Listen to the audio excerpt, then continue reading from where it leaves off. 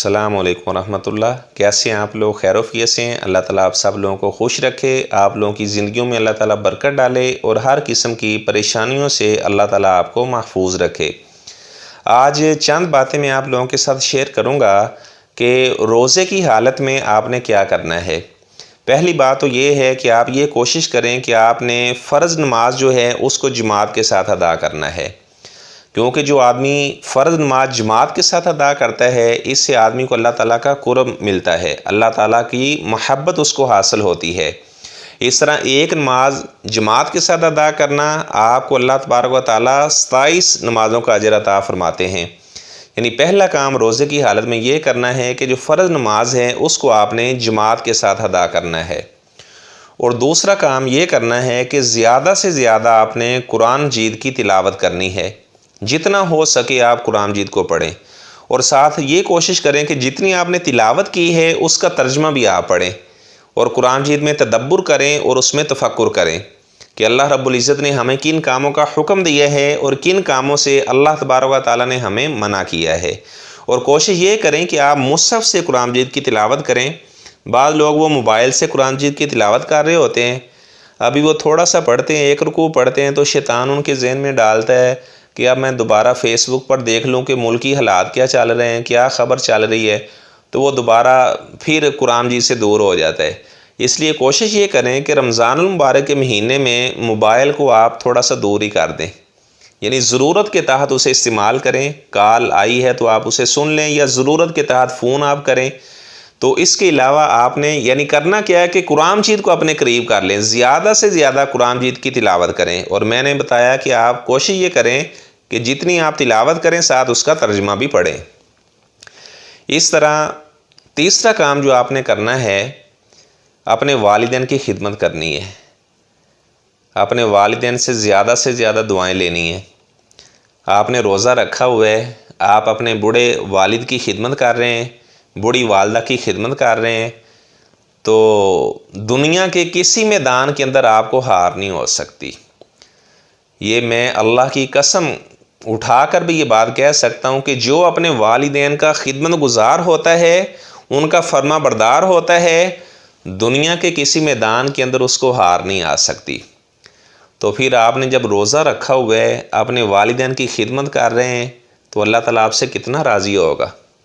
ایسے جو میری بہنیں میرا بیان سن رہی ہیں، انہیں چاہیے کہ وہ اپنی مدر ان لا کی خدمت کریں، زیادہ سے زیادہ ان سے دعائیں لیں۔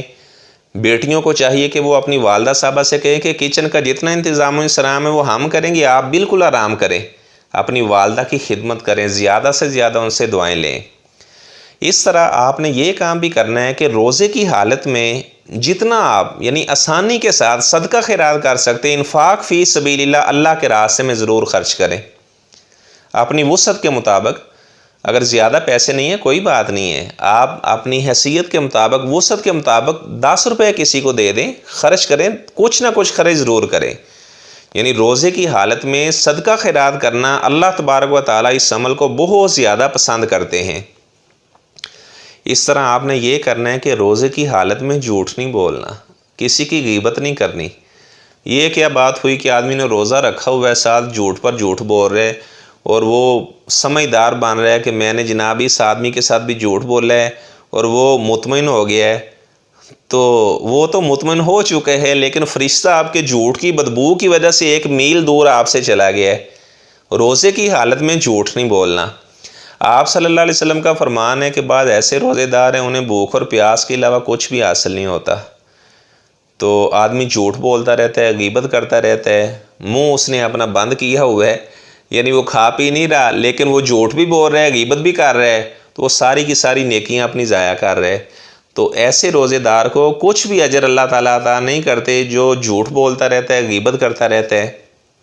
ان کاموں سے اپنے آپ کو بچانا ہے۔ ایسے ہی آپ یہ کوشش کریں کہ ایک تو آپ نے تلاوت کرنی ہے، دوسرا اگر آپ تلاوت یعنی کر کے تھک چکے ہیں تو آپ نے اس طرح کرنا ہے کہ موبائل پر تلاوت سننا شروع ہو جائیں، ٹھیک ہے؟ زیادہ سے زیادہ قرآن کی تلاوت بھی کریں اور قرآن مجید کو سنیں بھی۔ بعض لوگ کیا کرتے ہیں، جب تھوڑا سا وقت رہ جاتا ہے تو وہ کہتے ہیں اب ہم تھک چکے ہیں، بھوک بہت زیادہ لگی ہے، تو بعض ایسے لوگ بھی ہیں جو موسیقی کے دل دادا ہوتے ہیں، وہ گانے سننا شروع ہو جاتے ہیں۔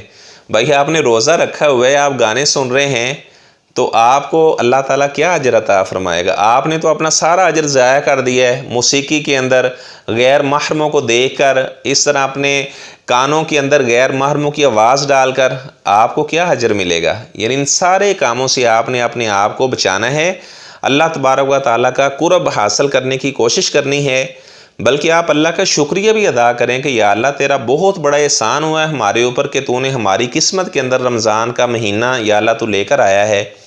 وگرنہ آپ ذرا اپنے رشتہ داروں میں نظر دوڑائیں، کتنے ایسے لوگ جو پچھلے سال زندہ تھے، اس سال وہ مٹی کے نیچے جا چکے ہیں، اس سال وہ ہم میں موجود نہیں ہیں۔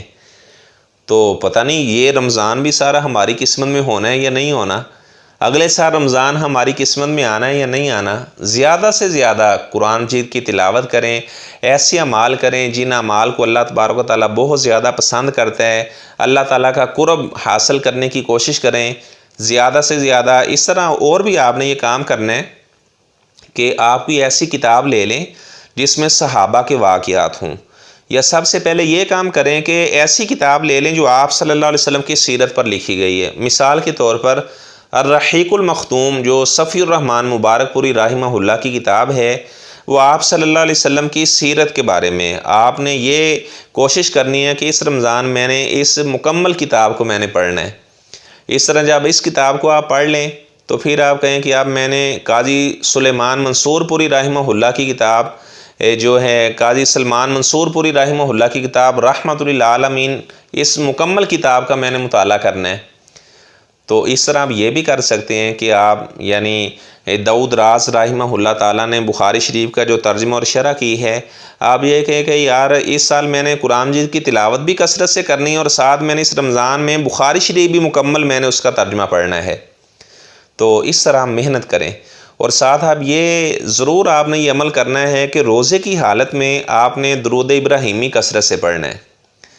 تو یعنی اپنے آپ کو عبادت میں مصروف رکھنا ہے، زیادہ سے زیادہ درود ابراہیمی پڑھیں، سبحان اللہ و بحمدی، سبحان اللہ العظیم، یہ پڑھیں، تو اللہ تبارک و تعالیٰ ان باتوں سے بہت زیادہ خوش ہوگا۔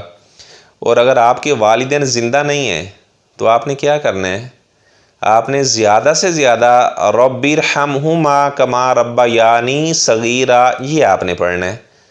بعض لوگ وہ دعوے تو بہت کرتے ہیں کہ میرا والد صاحب سے بڑا پیار تھا، میرا والدہ سے بڑا پیار تھا، لیکن آپ ان سے سوال کریں کہ رب ارحمہما کما ربیانی صغیرا کتنی مرتبہ پڑھتے ہیں، تو وہ آپ کو جواب دیں گے کہ کتنے سال ہو چکے ہم نے یہ کلمات نہیں پڑھے۔